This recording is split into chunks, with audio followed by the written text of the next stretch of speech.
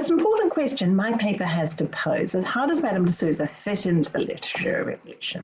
Does she have an intellectual authority, and does she consciously set out to construct a persona as a political female writer? Other questions relate to issues such as the construct she was working within, and did she seek out the other company of other women writers? Did she see herself as a woman writer or as just as a writer?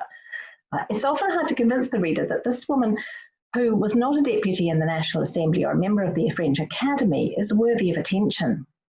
The young Comtesse de Flahaut was an important Salon hostess under the Ancien regime. She was an émigrée and a refugee of great resourcefulness, and a woman of numerous acquaintance.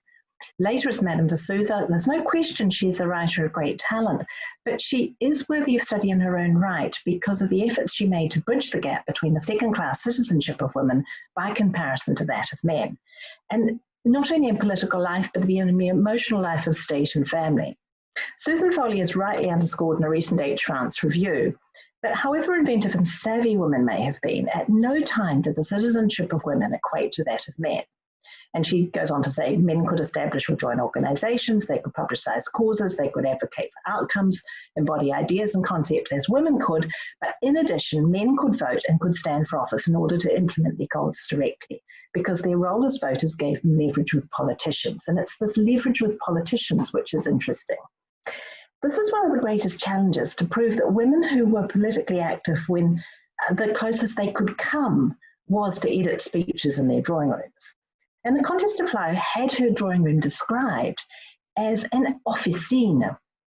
In 1790, her skills of editing and composition were commented upon by Gouverneur Morris, and he makes this comment in his diary where he goes to Madame de Flahaut's Mèche the Bishop of Autun, taught more politics than I ought. Talleyrand relied on Adelaide's talents of expression through 1790 and 1791 when he was drafting his speeches. She was passionately interested in his political activities, and so much so that it filters right through to him making a will to leave her the entirety of his fortune. She was the mother of his child. But even at that early stage, she was being careful to make herself agreeable and not stating opinions that might make her society less attractive. And as it was, she lost Talleyrand to the affections of Madame de Staël, who was more useful to him. And it is revealing that this kind of division in the society of 1790 and 1791 is very much there, and it's very much there at the other end of the picture, at the 1814 end, where she has occasion to write, "This chapter of ingratitudes makes my heart ache." So it goes on to underscore just how much, for the Comtesse de Flahaut, politics was an extension of her intimate circle of friends. And for those of you who don't know anything about her very much, I will just put the slide up, which has the major events of her life. She was very well connected to men who were prominent in this pre-revolution period and during the Constituent Assembly: Bertrand de Monville, the Abbé Morellet, Talleyrand, the American Governor Morris, and two future British premiers, Robert Stewart, who became Lord Castlereagh, and Lord Grey. Others like Lord Holland, who wrote to her from Florence in 1794, "Croyez-moi, my dear Madame de Flahaut, il n'y a personne en Angleterre qui sentira la perte de votre société plus vivement que moi." So there's this, real circle of friends and of friendships that was established in the salons of the Old Louvre. And Marissa Linton makes this point about the deputies during the Terror, that they were bound by bonds of friendship. But it's important to think that this was the ordinary case for particularly elite women in Paris in this period, because their futures depended on their astute choices of friends, judicious political associations, and social manoeuvring to achieve whatever degree of upward social mobility that they sought in a world where women could not either earn their living or participate in politics. So Madame de Souza was a good friend, and her wise counsel was noted and respected, not only by her lovers, by people like Sismondi and Marie-Joseph Chénier, other British friends like William Wyndham and Bobus Smith, people who had considerable social and literary rank. And she had this ability to fascinate with her conversation. She created lifelong friendships, relationships which, for her in many ways, you do get the impression that her beauty was secondary. And this was perhaps because beauty was very highly prized by her mother. She wrote of her mother that my mother loved the world and had the pride of birth that is inspired by a rare beauty. The impression of a sense of superiority of mind formed in her passions of extreme vivacity. And you find that this is in her Fragment littéraire, but you can see very clearly that for Madame de Souza, intellect was more than just about beauty, and she desperately wanted to have an intellectual equality with men, that it wasn't just being there because she was beautiful. Adele de Souza's writing provides a highly intelligent critique of the era, and this is why her correspondence was bought in 1994 for the French archives. It was auctioned at Sotheby's, and the Beauwood collection went to the French archives as a priority collection. But most of this collection of her letters dates from the period after 1815, when Napoleon had gone to St. Helena and her son had gone to England. And there are people she corresponded throughout her life. One of these is Adrien Jean-Baptiste Leroy, who was really one of the fraternity of the financial society that her mother moved in. But there are gaps. And so we don't really have very many letters from this earlier period of her life, because simply for the same reasons that she wrote more letters later when it was possible and when there was less censorship. And so going on to just give you a list of her novels, because I'm not really talking so much about her novels here today as her correspondence that went with them. But the most important thing to remember is that she is the author of these 7 major Salon novels that are in usually 2 or 3 volumes. They were read in the mornings. And they all highlighted the flaws and inequalities of ancien regime gender relations. And by doing so, suggested that these were areas that needed to be addressed, and she wanted them addressed so that going forward, women didn't have to struggle with unequal circumstances. It was clear that she felt she was the equal of the men in her society, and the fact that she enclosed her views in characters in her novels as opposed to pamphlets or petitions is something that readers should think critically about, because you take Aglaé, for example, which was a story within a story. She told women that every day she should cultivate her wisdom, add to its breadth each day, and remember that the conversation of the woman who knows the most must also leave the impression that she seeks to educate herself. So there's a self-effacing aspect to the writing about women. The only way they could infuse themselves into the conversation was by playing a little bit dumb. The messages in her writing clearly appear to a reader who knows French society during the Revolution and its laws, and particularly laws of censorship, because it was a time when documents were suspected of serving other purposes other than those they were ostensibly written for. And even writers that concluded that the documents of the period were unfavourable to the writing of history. They're written with the intention to deceive, and that was Henri Frognon. But perhaps this was also why Souza valued truth very highly. She wrote to Charles in 1816, "Be as polite as a well-brought-up man should be, modest like a first lieutenant, and loyal as your father and I have taught you to be. If you acquire the reputation of never saying anything that is not completely true, and never making a promise that you do not keep, in spite of your young age, you will be respected by everybody.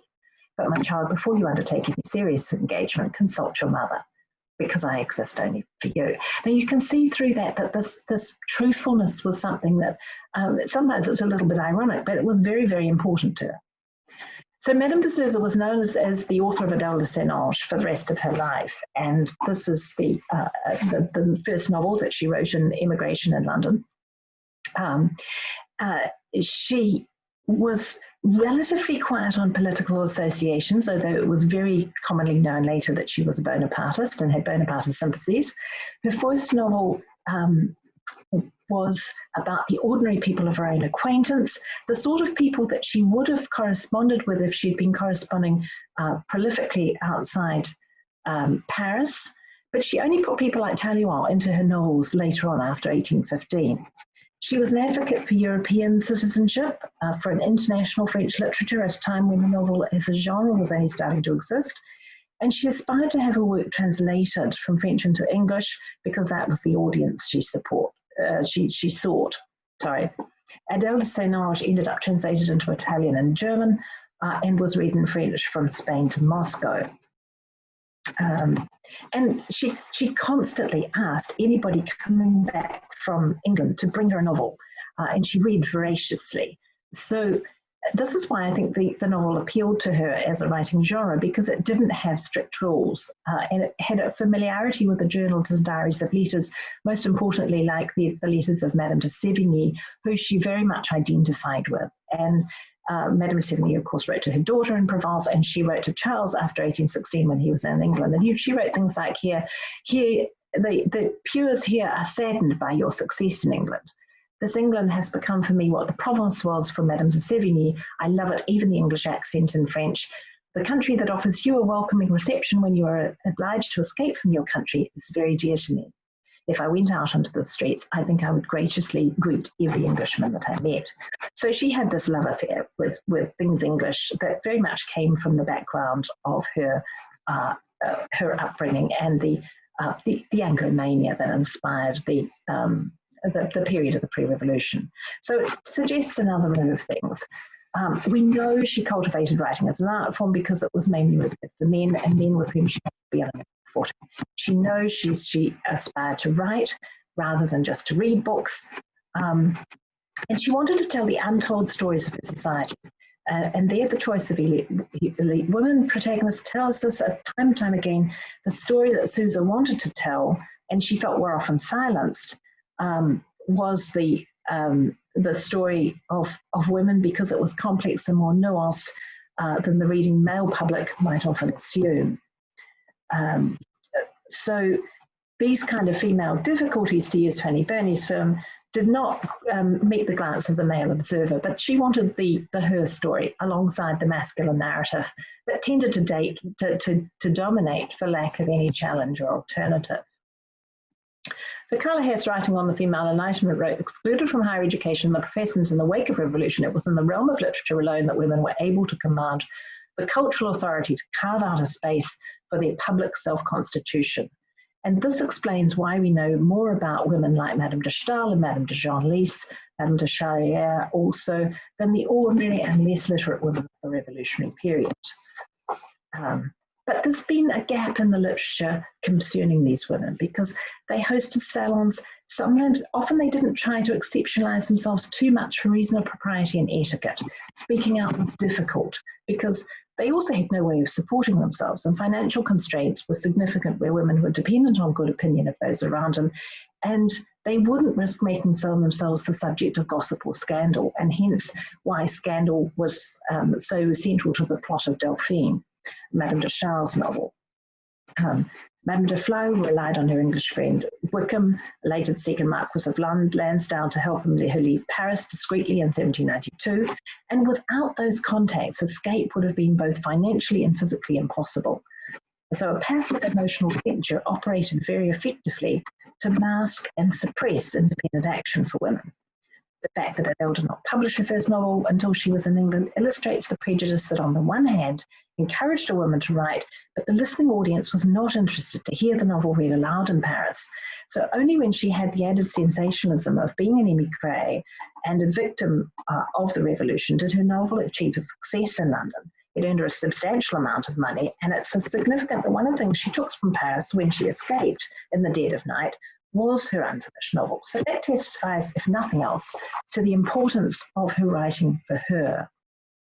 And it's very true that were it not for the 7 novels, we wouldn't be interested in her at all.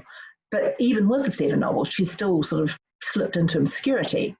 So as well as that, she left this copious, intimate, private correspondence with people all over the place. The Comtesse d'Albany, Queen Hortense, who was the mother of her only grandson, Auguste de Morny, Louise of Prussia, people who are terribly well collected. Lord William Russell, often sending letters and messages through Lord Holland.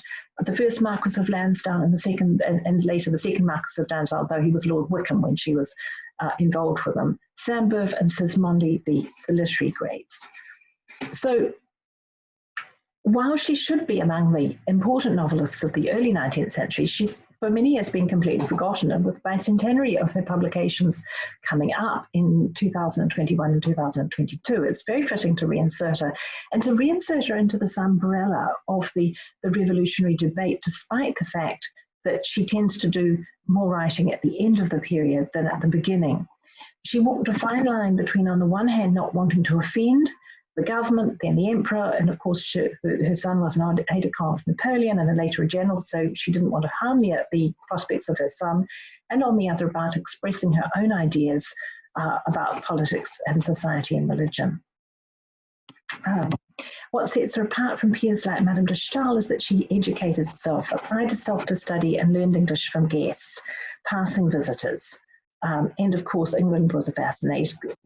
But the discipline of her writing can be seen to come from her letters and from writing each day throughout her life. She described memorizing lines in a letter to Charles and how proud that she was that she could still do it as she'd been taught to do it in the convent without making a mistake. It was the discipline she brought to her own learning and passed on to her grandson Auguste de Morny, but she used this discipline over and over to help her write when she was in exile, to keep her spirits up by concentrating on writing, and to stave off depression. She also writes of not writing when she starts to lose her sight. And you can see that this is quite traumatic for her in some ways, but she says that she eventually gives in, and despite what these terrible glasses look like, and they make her look terribly old, she wears glasses. So we can also see that there are things that come through in particular, and the things I want to concentrate on. There are not only her political affiliations, but the attachments and the personal attachments that are important here.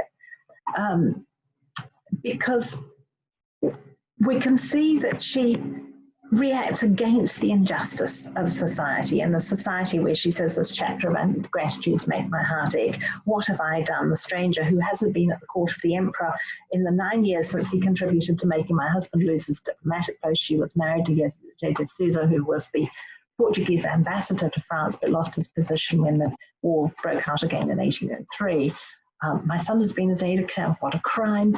And then she says at the end, you know that I have not had opinions, me who lives only by sentiments. And it's really important that she puts the focus on sentiments, that this is not, the last thing she would try to do would be political. So this is the hypocrisy working inside the society, that they can't possibly admit to the ideas that they're actually suggesting. And you have this intimacy when she writes to her son, adieu, cher ami, je t'aime de tout mon âme. Prends bien cela au pied de la lettre parce qu'il est ainsi. And she goes on to say that her violets are coming into flower in her garden and they'll be less beautiful because he won't be there to see them. Same thing on his birthday on the 26th of August, 1816, she wrote, I see very few people. I'm writing a novel. I'm sometimes write anecdotes at the end of each day, but I'm saddened that they all passed without you, these last beautiful days when I'm still strong enough to seek you, to have a heart to love you, and life animates in me enough to hate your enemies and value your friends.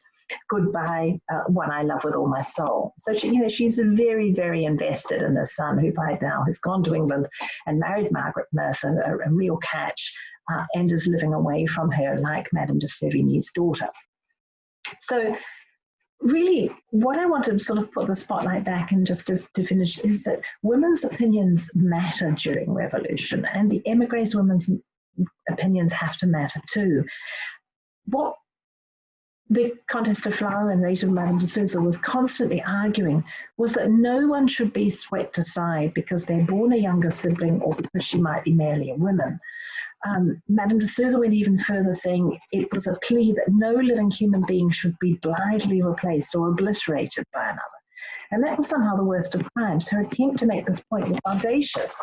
She underscored that women could lead, that they could be strong, that they could do all the things society reserved for men, and she poured scorn on religion because it justifies and legitimated their suppression. This is even more relevant as the background to, movements around us now, like the Me Too movement, like the Black Lives Matter after George Floyd's death. And in many ways, it is critical to show that these practices towards minorities have a history couched in politics and economics of suppression, dominating a dialogue about what matters and what does not, and who decides what is taken seriously and what isn't. So Madame de Souza's novels are a plea that individuals matter because they are human lives, and for her, in a white male-dominated French society, it's the women and the children who have no voice, and she wants to give them one. So I think more than ever, she encourages society to think critically about the binary norms that lead to polarization and the division of which she talks. People being slapped with emigre laws and death sentences to keep them contained and to stop them protesting against a government or expressing themselves. Never more than now really are the precedents created by the revolutionary government towards women, emigres and children whose greatest crime was to be identified with their political opponents more relevant.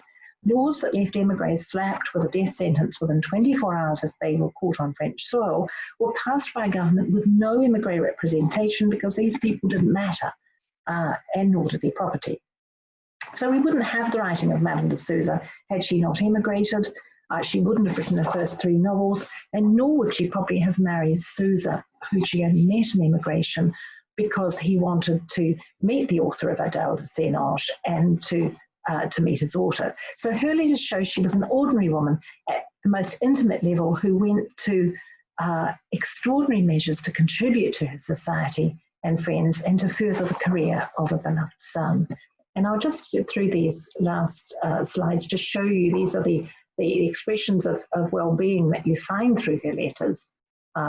Family-mindedness to a letter to Lord Grey, saying just how much these values she had impressed upon her son. Again, an example of her writing. And copious amounts of writing. The AP9 goes to 400 pages of letters. And here where she, just this one little line where she says that the solitude and work are the real valuable parts of life. So being able to write.